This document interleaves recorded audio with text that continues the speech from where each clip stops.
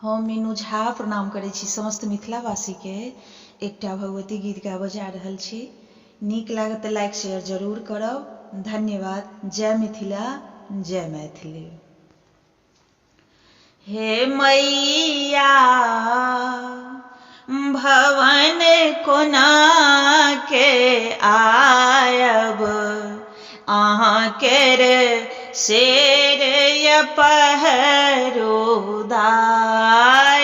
हे मैया भवन कोना के आयब, अहाँ केर शेर पहरोदार।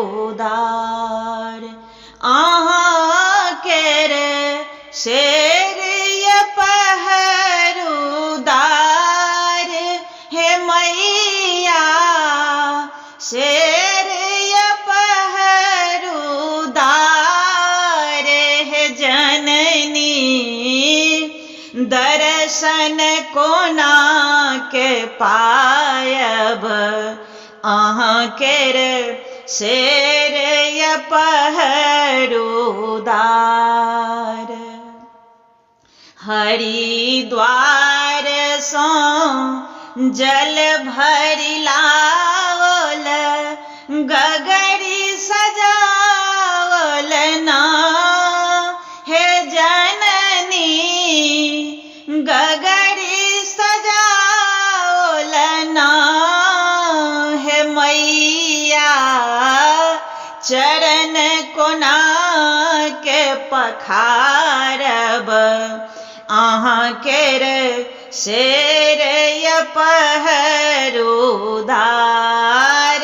हे मैया भवन कोना के आयब, अहाँ केर शेर पहरोदार।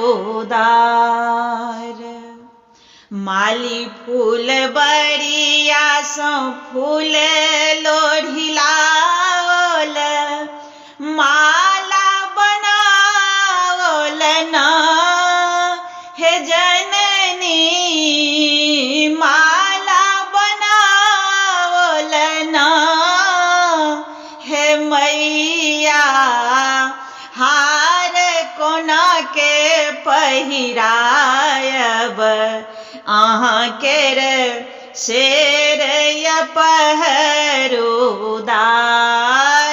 हे मैया भवन कोना के आयब, अहाँ केर शेर पहरोदार। हलुआई दोकान सँ मधुर मंगाओल, थार सजाओल ना।